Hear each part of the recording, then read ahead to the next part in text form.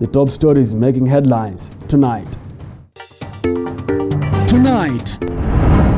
Shida ya Kenya si katiba. Is it a yes or a no for DP Ruto on the Constitutional Amendment Bill 2020? Sijui yuko no, sijui yuko yes, sijui yuko wapi. Though the second in command is not leading a no campaign, his allies have declared their stand. Na mulileta BBI, mukifikiria mutakuwa upande ile, kuna watu wengine watakuwa ile upande ingine. Nataka kuwaeleza murudi kwa drawing board. Gonga tu pasua. A Matara Sacco driver has been arrested for harassing a motorist along the northern bypass. The Sacco says he should carry his own cross. Kemea hiki kitendo na tukitaka sasa dereva achukue mzigo wake mwenyewe. Also tonight, the National Super Alliance is no longer super. The divorce is loud and messy, but the core principles will have to work together, at least for the Constitutional Amendment Bill to sail through. Ensure that the BBI is passed in the referendum, and then they can now start forming coalitions.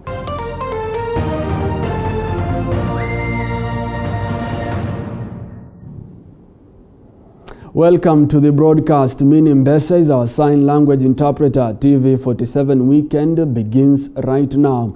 ODM leader Raila Odinga has insisted that the ongoing constitutional amendment process will strengthen devolution in the country. Raila was speaking in Bungoma during the burial of Bungoma Governor's mother Selina Wanasikia Wangamati, as Mike Agongo now reports from Bungoma. Raila said that after fighting for devolution in the country, Kenyans are supposed to benefit from it, adding that the increment in county allocations to 35% in members of county assemblies getting their share will help in rural development. Maneno tunaleta ni revolutionary. Ile ambayo itakwenda kutransform maisha ya Wakenya kule chini mashinani. Hii mambo ya BBI. Na wamama vile tusema wamama waende kwa bunge ili tuwe na 33%. 2/3 gender rule itakuwa implemented ndani ya hii BBI. Other leaders present including devolution CS Eugene Wamalwa, Ayub Savula and Godfrey Sotsi were also in support of the report, saying it had lots of benefits for Kenyans. Tukishamaliza bunge sio mwisho. Step ya kwanza ilikuwa sahihi, tulikuja hapa mkatupa. Step ya pili ikawa county assemblies, tumepita hapo. Step ya tatu tunaenda bunge. Lakini tukishamaliza pale pia na waomba, and I want to particularly plead with the governors, we must provide leadership ili turudi kwa wananchi, sababu wao ndio wenye nchi hii. Kuna jamaa mmoja rafiki yangu, jirani yangu, mnamjua vizuri. Sijui yuko no, sijui yuko yes, sijui yuko wapi, na kama hauna msimamo hauwezi tune bibi. William Ruto decide today or we send you home. Members of parliament and senators who attended the burial said the BBI report will be of benefit to Kenyans in getting development and promise to pass the bill in parliament once tabled in the house. Kwa ile kamati ya House Business National Assembly tunawahakikisha kwamba wiki ijayo tunaanza mikakati, vile vile hata sisi tutapitisha hiyo BBI. Hazina pale ambaye vijana wanaweza kwenda na kukopesha pesa ya kuanzisha miradi ya maendeleo na hawalipi riba mpaka baada ya miaka 7. Interest free capital. Interest free capital. Waanze nao biashara ya maana ambayo wanaweza wao vijana wanaweza kuwa sasa waajiri. However, they dismissed leaders who are pushing to be endorsed by the president in the forthcoming elections. Kenya hao ndio wenye mamlaka. Sisi kama viongozi hasa wabunge, our only role is to midwife a process that Kenyans will have an opportunity either to say yes or to say no. Wakati wananchi wa Kenya wanalia, when we are discussing BBI, walimu wakapa wanaumia, daktari wanaumia, mahitaji ya watu wote iwekwe ndani ili isonge pamoja, isiwe tu viongozi wa juu peke yao. For TV47 from Bungoma, I'm Mike Kagwongo. Deputy President William Ruto now claims the constitutional amendment is not a priority, and even though Ruto says he will not lead a no campaign in the BBI referendum expected to be held sometime in July this year, his allies are opposed to the referendum. Just a day after hinting at not leading a no campaign in the BBI referendum that is expected to be held later this year, Deputy President William Ruto now claims that the push for constitutional amendment is unnecessary. While on a tour to Trans Nzoia County, Ruto claimed that Kenya's biggest nightmare is unemployment and the dwindling economy. Kuna watu wanatuambia ati shida ya Kenya ni katiba. Shida ya Kenya si katiba. Ile inatakikana Kenya hii ni vile tutazalisha nafasi za kazi, vile tutazalisha mali mashinani, tuongeze nafasi za biashara, tuongeze opportunity ya vijana, ndio tuweze kuondoa umaskini mashinani. Hapo ndipo tutakuwa tunaanza kutatua changamoto za Kenya. Ruto's allies confirming that they will not lead a no campaign, further advising their political opponents to prepare for a stiff competition next year. Na mulileta BBI mukifikiria mtakuwa upande ile, kuna watu wengine watakuwa ile upande ingine. Nataka kuwaeleza murudi kwa drawing board. Kama wanatafuta watu wa kupinzana nao, wagoje 2022, ajenda yetu iko hapo. Na ajenda yetu ni ya kuleta Wakenya pamoja na kutoa mahasura chini, tupeleke uchumi ya Kenya juu. Sisi tuko tunaangalia 2022 na tayari sisi tuko na mchezaji wetu na sio mwingine ni William Samoei Ruto. Ruto advancing his hustler narrative, asking his followers to resist tribal politics driven by his alleged dynasty families, promising to change Kenya's political landscape. Wanatuambia ati wataungana kule Nairobi, ati viongozi wa makabila watatupangia serikali ambayo itashughulikia mambo ya viongozi wa makabila. Mimi nawaambia safari hii hatuwezi kukubali serikali imepengwa kwa misingi ya makabila. Watu wetu juzi walikuwa wamepangana hapo, na ni kama ile vijana wa Jesse, wakubwa wa kutoka mafamilia kubwa, majina makubwa, lakini Mwenyezi Mungu na sisi hustlers tumesema nendeni mulete ile kijana ambaye anachunga nini, na huyo mtu ni Excellency Deputy President. Wanapangia naibu wa rais, lakini sisi tumesema sisi tuko na wananchi na tuko na Mwenyezi Mungu. This comes a few days after President Uhuru Kenyatta met ODM leader Raila Odinga, KANU chairman Gideon Moi, Ford Kenya boss Moses Wetangula, na Kenya party leader Charity Ngilu, Wiper party leader Kalonzo Musyoka, and his ANC counterpart Musalia Mudavadi. Ruto now using the meeting to advance his hustler versus dynasties narrative.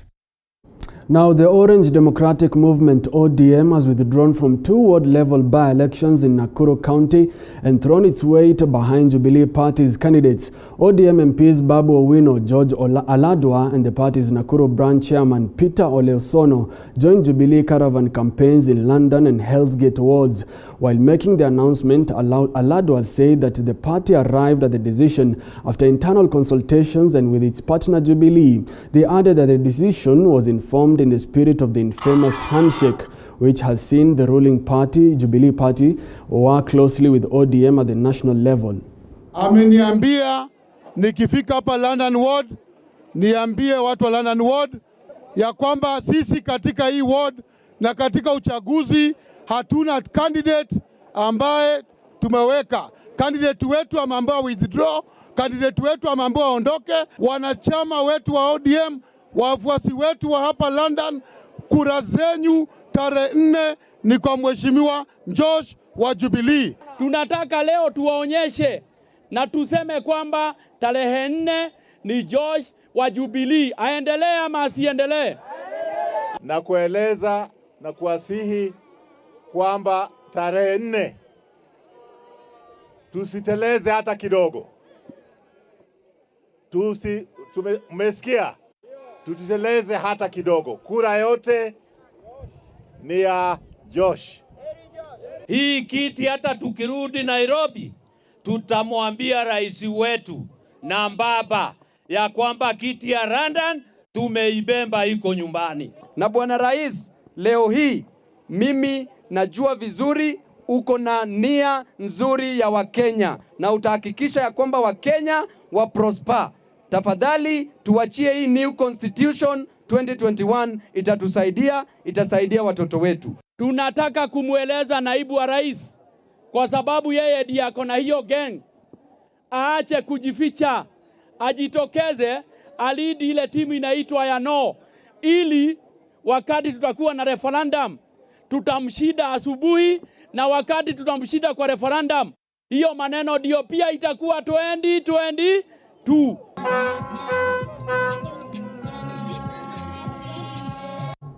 Now, the driver of a matatu operating under Matara Sacco public transport vehicle, who was recorded assaulting a female motorist on Friday, has been arrested. The said driver, now identified as Frederick Nyamwanda, was seen on the video recording that went viral, hurling insults while damaging the windscreen of another motorist, with Ruth Mulandi now reports.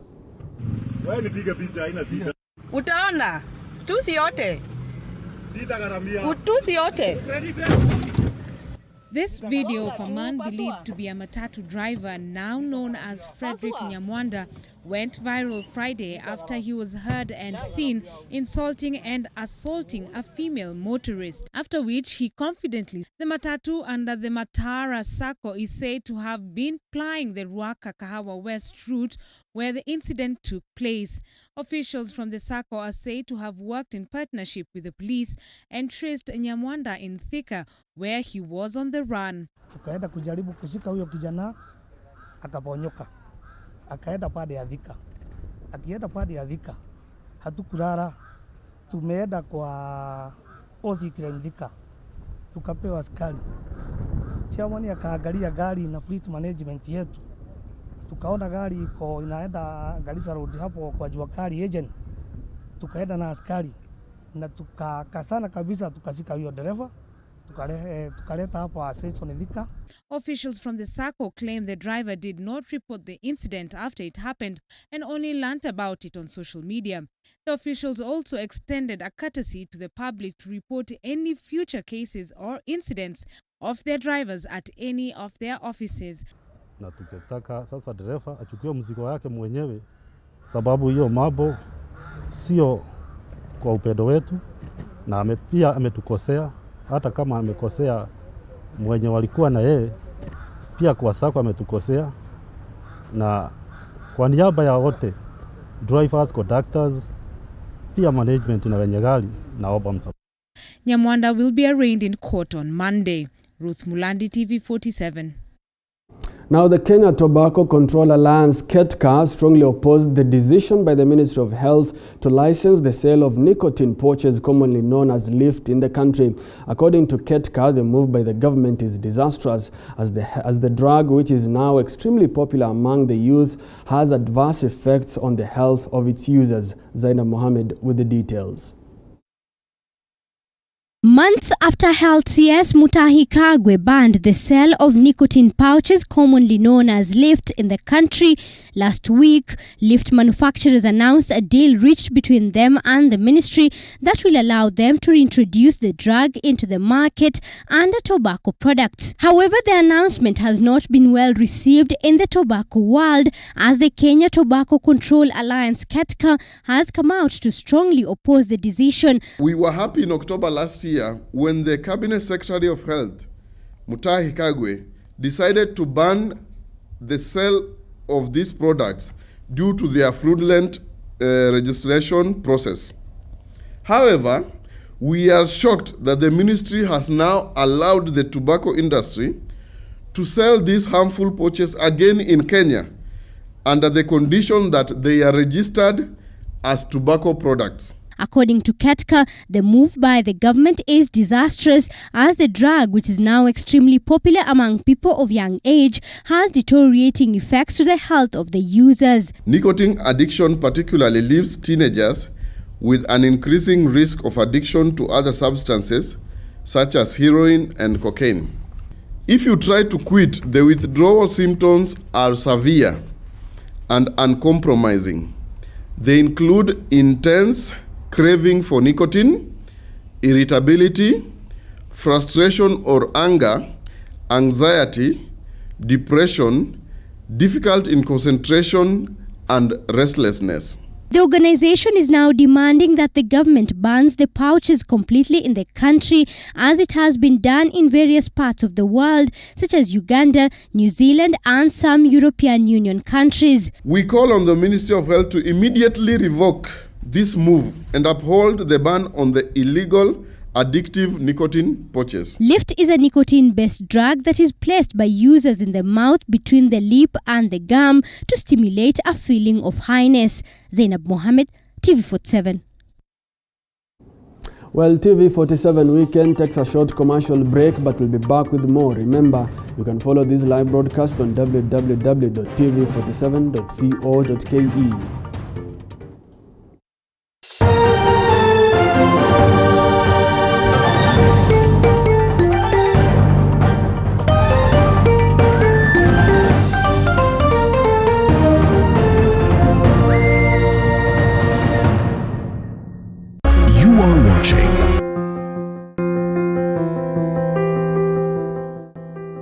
They say the way to the heart is through the stomach.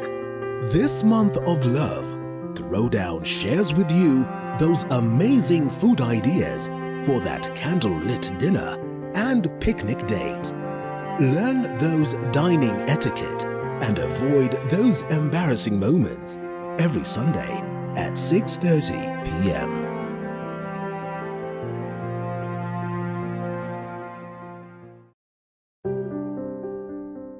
What's the perfect way to kickstart your day in the morning? Well, apart from having a healthy breakfast, the Morning Cafe is all you need. We will inform you on what's happening on the roads, dive deeper into the newspapers, alongside heated political debates. What I have to fight the order. Yes. Order. Did you know that your greatest wealth is health? Then we start eating right, and that's what I do in my clinic. With some good Friday vibes.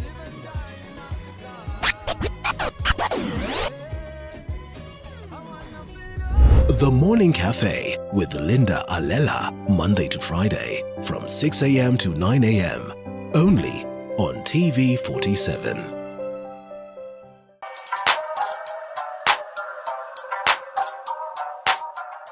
On the grind, we bring you different entrepreneurs who give the story of their businesses with love and passion. I'm a musician forever. This is something that is inborn. It excites me each day. It's a field that has always excited me. Because when you show love to your business, it will show love to you. The most rewarding bit of being a photographer is seeing a bride able to see her images of her wedding and evoke emotion in her and just relive the moment once again. Get to hear these stories and so much more every Monday at 7:30 p.m. On Coffee with Movie, we bring you great testimonies from amazing personalities. Mwanzo wa kwanza alikaa ndani ilikuwa intense. Cause alikuwa, yalikuwa atafuta place atawaka akifanya thesis zake. Stories that will inspire and encourage you. Hiyo kitu ilisha waswa ni clap. Sheila told us this is what we've been looking for. And some that will even make you laugh out loud. You have chapa kawa ya kutuliza temperature kabla ya hiyo story. Na wewe hukuleta mandazi bro. Mbona ingeandikwa coffee and mandazi? Aya! Make sure you catch the episodes of Coffee with Movie every Sunday at 8 p.m.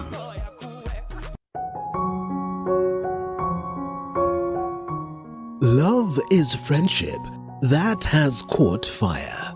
It is the month of love. When you're loved truly, every grain of your personality changes.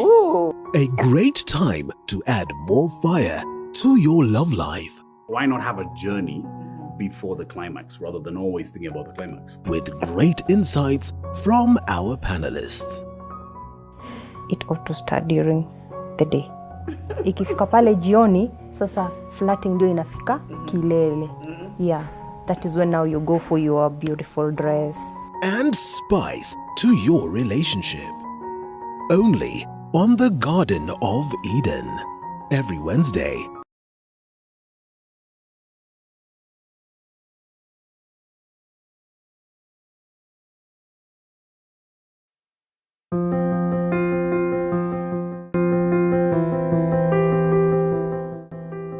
They say the way to the heart is through the stomach. This month of love, Throwdown shares with you those amazing food ideas for that candlelit dinner and picnic date. Learn those dining etiquette and avoid those embarrassing moments every Sunday at 6:30 p.m.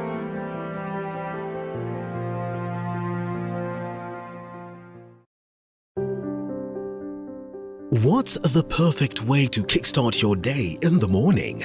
Well, apart from having a healthy breakfast, the Morning Cafe is all you need. We will inform you on what's happening on the roads, dive deeper into the newspapers, alongside heated political debates. What do you have to fight the order? Yes. Order. Did you know that your greatest wealth is health? Then we start eating right, and that's what I do in my clinic. With some good Friday vibes.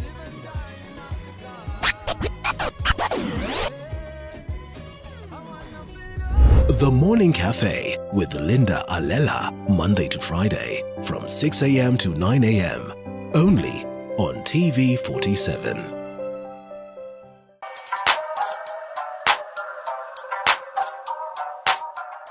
On the Grind, we bring you different entrepreneurs who give the story of their businesses with love and passion. I'm a musician forever. This is something that is inborn. It excites me each day. It's a field that has always excited me. Because when you show love to your business, it will show love to you. TV 47, the home of untold stories.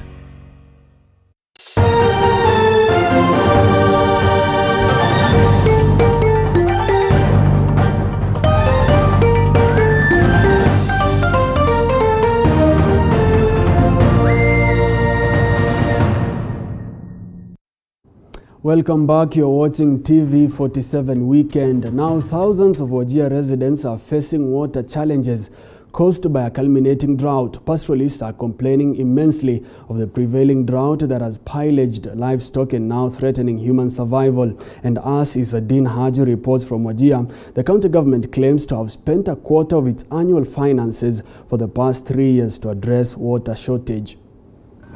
This is a queue to quench their thirst deep in the vast Tarbaj constituency. Women struggle to get the least, if not most, of the water that is trickling out of this tank. It is a fight and a struggle for survival, they say. Some of them haven't had access to clean water for days, and they say they are at the brink. We survive with just a jerry can of water for 15 days. We urgently appeal to the government for help. We don't know who is supposed to help, yet we have been voting for the past 15 years. This is one of the worst droughts these pastoral communities are facing, and climate change holding them captive, which was induced by global warming. School-going children hardly concentrate in class. They lack enough water for both drinking and maintaining hygiene. Most of them are out of school looking for this precious commodity, water, for survival. Isa Ahmed is the elected member of County Assembly in this area. He meets his electorates who are overpowered by the drought and says they are already out of resources to support their people during such times. People themselves cannot even access adequate water here. It is due to the biting drought that is now in this region, and up to now, nothing is being addressed as far as water is concerned. The expected long rain in the past few months in this region were not enough. Water ponds have dried up, which explains the extent of drought and broken livelihood of both livestock and people.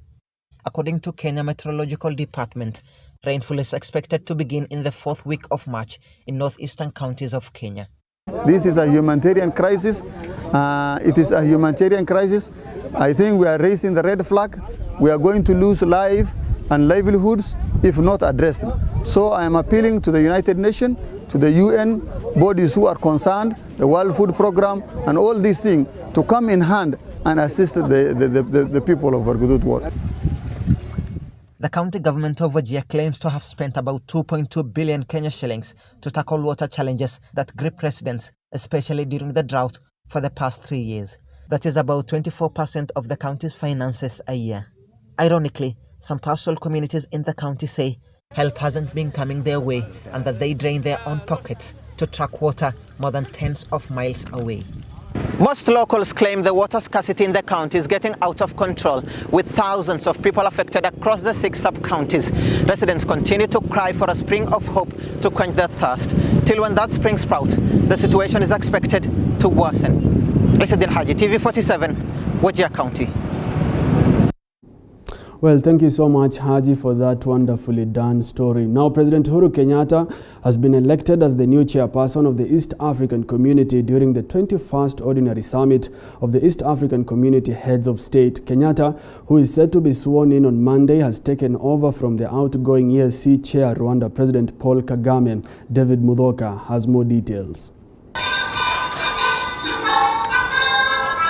President Uhuru Kenyatta is the new chairperson of the East Africa Community after taking over from his Rwandan counterpart Paul Kagame, whose 2-year tenure came to a close this weekend. The instruments of power. Kenyatta, who received the instruments of power earlier Saturday, is set to steer the 6th-member East Africa Community for the 2nd time after his debut election into the EAC Apex seat in 2013. President Kenyatta will be sworn in on Monday and takes over a region whose economy and health services have been severely hit by the COVID-19 pandemic. In the discharge of this high responsibility, I want to assure you that I will spare no effort in steering the community towards the realization of the shared aspiration of our people that inspired the consensus that gave rebirth to the community 20 years ago. I, Honorable Dr. Peter Mutuku Mathuki, during the 21st Ordinary Summit that was the first to be held virtually, East Africa Legislative Assembly Member of Parliament Peter Mutuku Mathuki from Kenya was also appointed as the new Secretary General of the community for a 5-year non-renewable term. As a staff member of the East African Community in the Office of the Secretary General to discharge these functions and regulate my conduct with the interests of the community and not to seek or accept instructions in regard to the performance of my duties from any government or other authority external to the community. So help me God.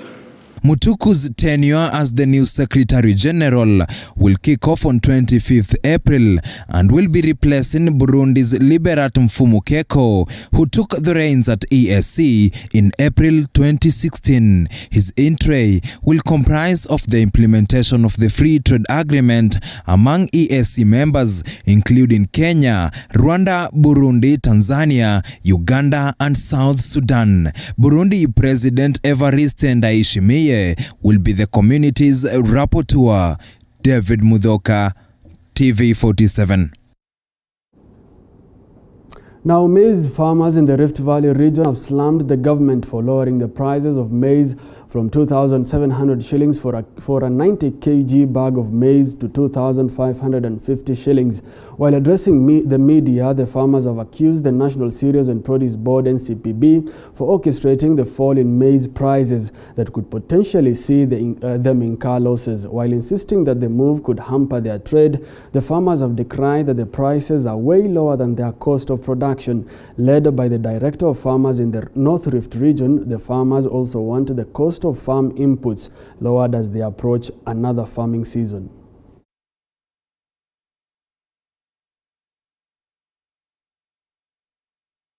Tunakataa kabisa, hatuwezi pewa bei kupandishwa alafu baadaye inarudishwa nyuma. Tulikuwa tunatarajia 3,000 ndio iweze gharama ya ukulima. Tulikuwa tunafikiria serikali wanatukumbuka, wanaona bei ya mafuta imeenda juu, bei ya mbegu imeenda juu, kila kitu imeenda juu. Serikali walikuwa wametuahidi ya kwamba hiyo bei ingekaa kwanza kwa 27 alafu iende 23 3,000. Lakini baada ya siku kidogo badala ya kwenda juu inakuja chini. Kwa hivyo tunaomba serikali wawe na huruma na waone watu wale wanataka kutunyanyasa, sijui tumekosea nini hao. Hata kabla kitu ichafanyika lazima watu wa consulted. Ndio watu wajipange in advance, sababu mtu kuleta mahindi transportation mpaka cereals alafu kupika huko bei ati imepatilika ni mashangao sana. Bei haiwezi rudishwa chini ila hali kila kitu inaenda juu. Yaani kwani chakula lazima ianguke bei na kwa sababu wanataka watu wachache wapate faida. We cannot protect the neighboring countries ati wapate faida kwa kuweka bei chini ama consumers peke yao wawe protected. No, hii lazima iwe fair on both sides. Tumekuwa tukipata progress kidogo, kuna watu wanaturudisha nyuma. Tunapata progress kidogo, tunasonga mbele kidogo, kuna watu wanarudisha nyuma. Ni nini hasa hii watu wanajaribu kupitia mlango ya mbele kuchezea wakulima? Kwa hivyo hii maneno sitawaachilia hapa, na tunataka pia minister, tunataka waziri wa kilimo. Well, it's time to take another short break, but we'll be back with more. Stay tuned.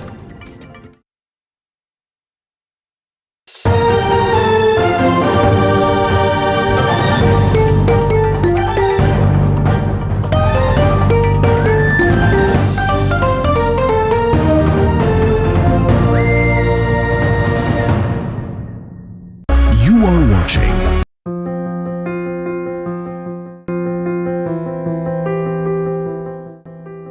They say the way to the heart is through the stomach.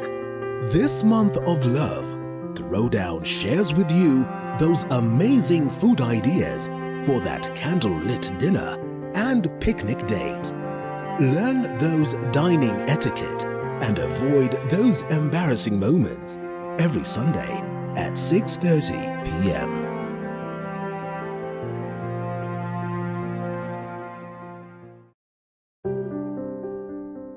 What's the perfect way to kickstart your day in the morning?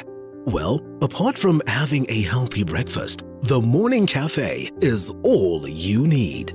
We will inform you on what's happening on the roads, dive deeper into the newspapers, alongside heated political debates. What I have to fight the order. Yes. Order.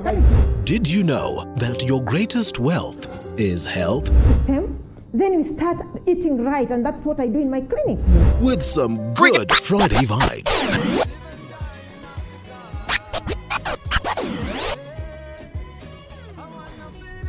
The Morning Cafe with Linda Alela, Monday to Friday, from 6 a.m. to 9 a.m. Only on TV 47.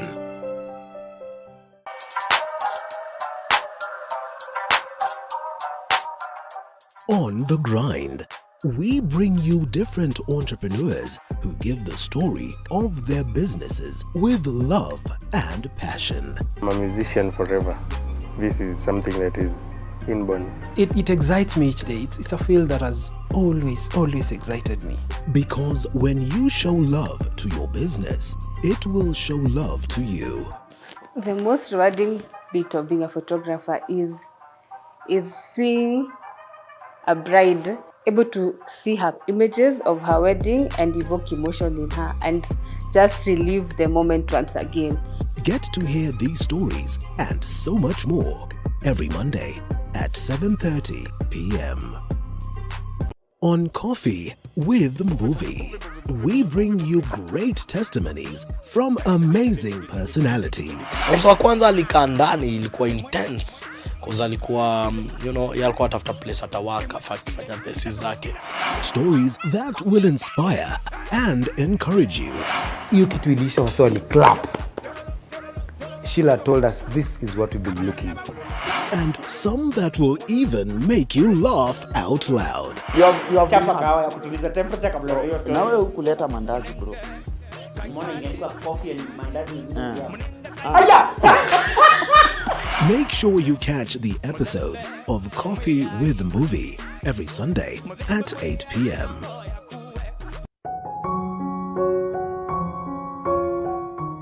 Love is friendship that has caught fire. It is the month of love. When you're loved truly, every grain of your personality changes. Ooh. A great time to add more fire to your love life. Why not have a journey before the climax rather than always thinking about the climax? With great insights from our panelists. It ought to start during the day. Ikifika pale jioni, sasa flirting ndio inafika kilele. Yeah, that is when now you go for your beautiful dress. And spice to your relationship. Only on the Garden of Eden. Every Wednesday.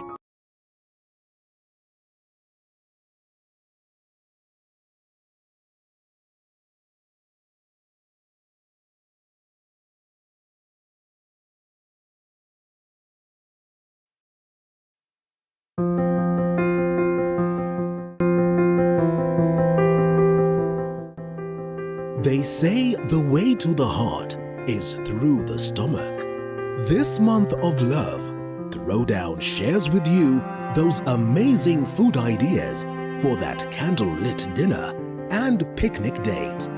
Learn those dining etiquette and avoid those embarrassing moments every Sunday at 6:30 p.m.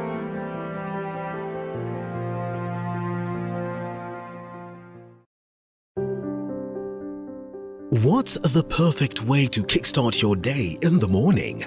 Well, apart from having a healthy breakfast, the Morning Cafe is all you need. We will inform you on what's happening on the roads, dive deeper into the newspapers, alongside heated political debates. What I have to fight the two. Order. Yes. Order. Did you know that your greatest wealth is health?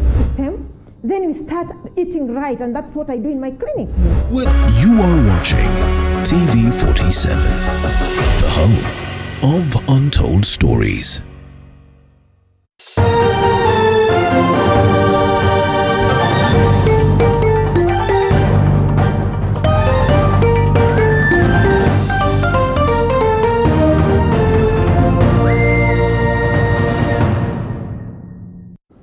Welcome back. You're watching TV 47 Weekend. Now, former core principals in the NASA coalition met this week in State House in a meeting convened to chart the way forward during the BBI campaigns.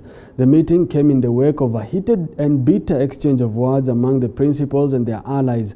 However, the four, Raila Odinga, Musalia Mudavadi, Kalonzo Musyoka, and Moses Wetangula, will have to work together, at least during the BBI campaigns.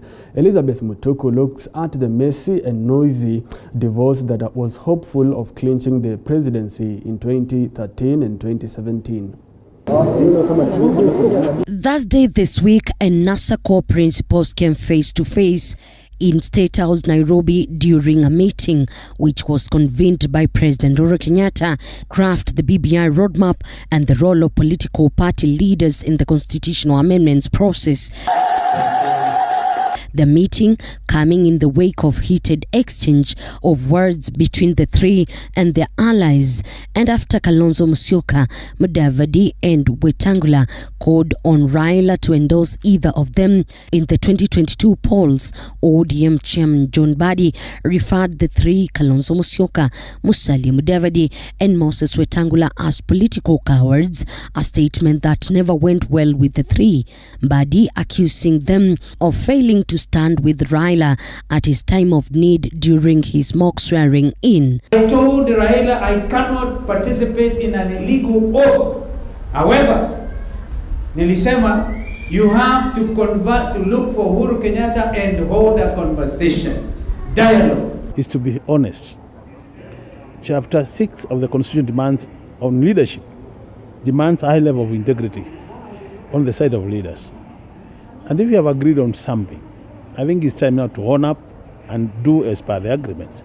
What I'm saying is, from where I sit as a member of WIPA, I don't think we are asking for an endorsement from anybody.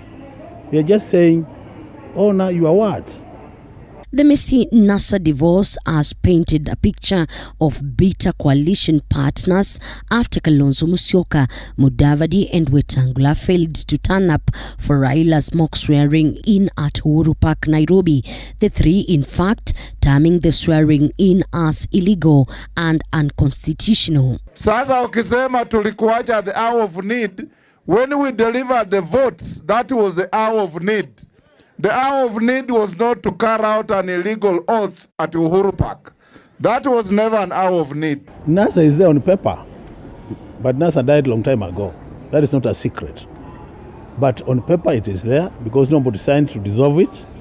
But I think really what we are seeing now is issues of dishonesty. I got very concerned when I saw the chair ODM and the Secretary General calling the other colleagues cowards. Didn't they know that they were cowards when they were supporting them for the last 10 years? Sources say that President Uhuru Kenyatta called on the former NASA core principals to focus on campaigning for the constitutional amendment bill that is now headed for a referendum without fighting from within. The president has tasked them in their capacities as party leaders to lead the campaigns for constitutional amendment bill. The BBI set to change political landscape ahead of the 2022 general elections. These are just current configurations, and there will be more configurations coming. People basically want to test the water, hunt together as a pack, but remember, each of them, there will be no joint candidate as a president. So there will only be one president. So even if you are like 4 or 5 of you, and you are saying we have this one formation we want to hunt, you have to decide who is the candidate. And people are at liberty to do this thing. We have not even started our own configuration. Who knows, I might create my own configuration with a few people.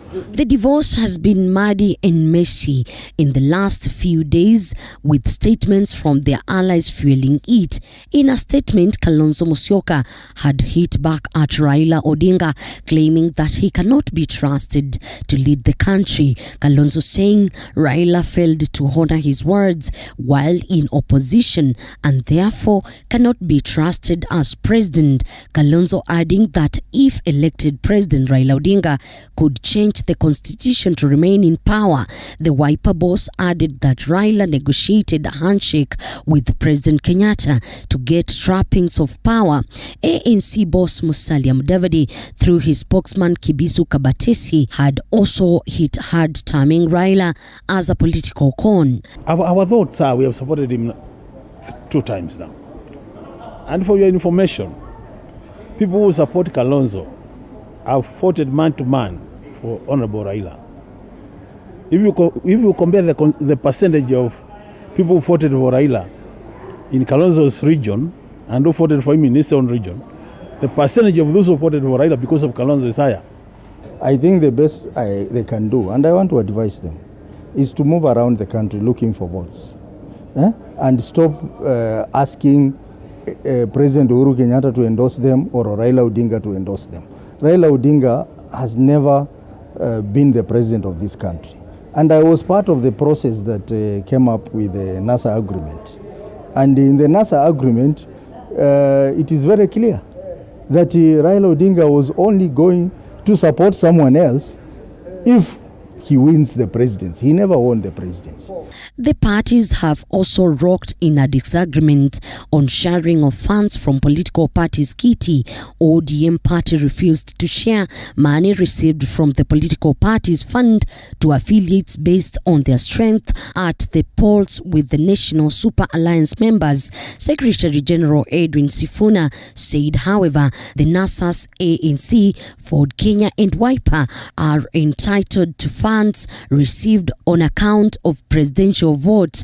And with the noisy divorce, Kalonzo, Mudavadi, Wetangula are planning a coalition that will include Baringo Senator and KANU Chairman Gideon Moi. I do not think the coalition of the 4 will be a major threat.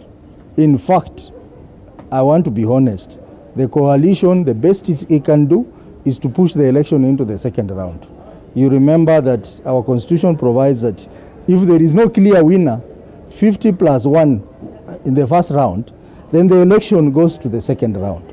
I am seeing a scenario where that group will force election to go in the second round But clearly, you can see that if elections were held today, there are only two horses. That is Honorable Raila and Honorable Ruto. So they will again be forced to choose between the two. However, the outcome of the ongoing constitutional amendment process is likely to cause political realignments. Suna East MP Junet Mohammed has already hinted a possible coalition between the Jubilee's faction supporting President Uhuru Kenyatta and ODM through Kalonzo, Moi, Mudavadi and Wetangula, a coalition he's hoping for President Kenyatta's support. The agreement itself that subsists as we speak right now has a clause, a termination clause that states that the coalition will stand dissolved at the end of the current parliament. And what was foreseen in including that clause is that at the next election, then if we are not in a position to renew our relationships as political parties, then each political party should be free to chart its own path. The three, Kalonzo, Mudavadi and Wetangula, have been calling for Raila's endorsement in the upcoming polls, claiming to have sacrificed a lot for Raila. ODM chairman John Mbadi accusing them of pegging on Raila to clinch to power. Mbadi adding that the three should stop whining and be their own men in political careers. ODM urging the three to seek support of Kenyans instead of waiting Raila's endorsement. ODM Secretary General Edwin Sifuna said they are dancing around their village huts instead of traveling the breadth of the country seeking for presidency. Raila has, however, said he will endorse none of them, not for 2022.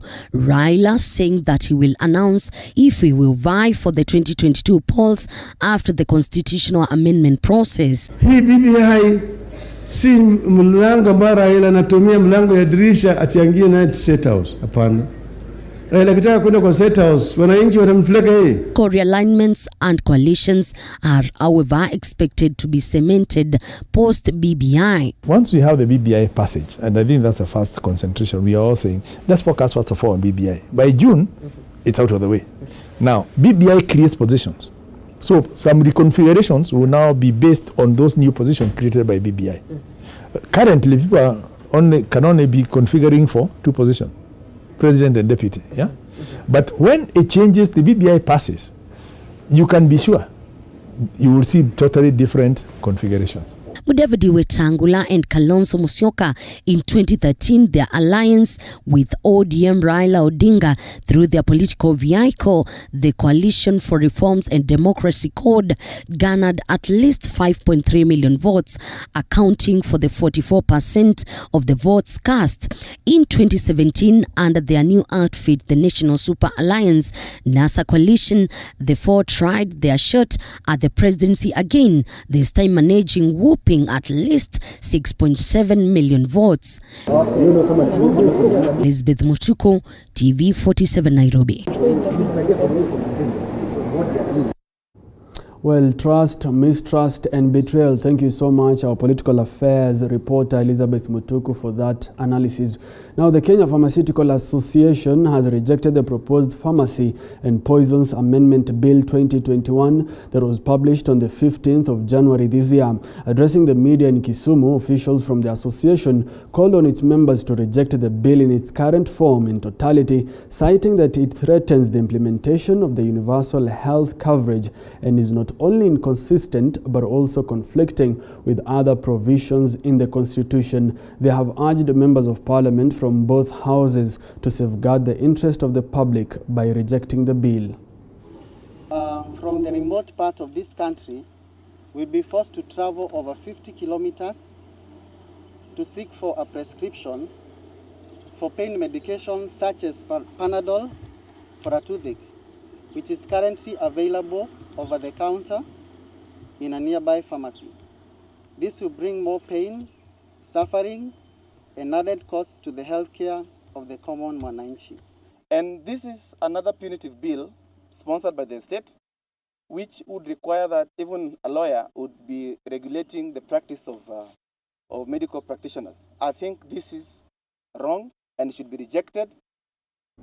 A section of members of the Kenya National Union of Teachers in Nyeri County have protested against a decision by the Teachers Service Commission (TSC) to train teachers how to apply for their appraisal performance development over the weekend, while they should be tending to their personal needs. Speaking at DEB Muslim Primary School in Nyeri, Acting Vice Chairperson Rosalia Mkanjala claimed that the move limited their right to elect their leaders. She has further alleged that the delocalization of teachers has largely contributed to the rising unrests in schools. Chama kukosekana ama kuwa kidhaifu kimefanya walimu wamesikia kufa moyo sana.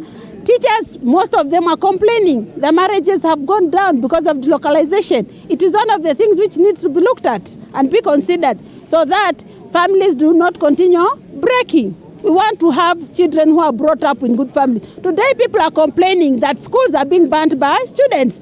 Now what happened? This is because most of the students are left at home after the parents, let's say the father and the mother are head teachers, they're all delocalized. It means they have to get an employee to take care of their children. What happens? These children will grow up without the guidance of the parent. When they go to secondary, that's what we're experiencing because of such. So we wish that this particular issue is corrected, and not only this one, so many others.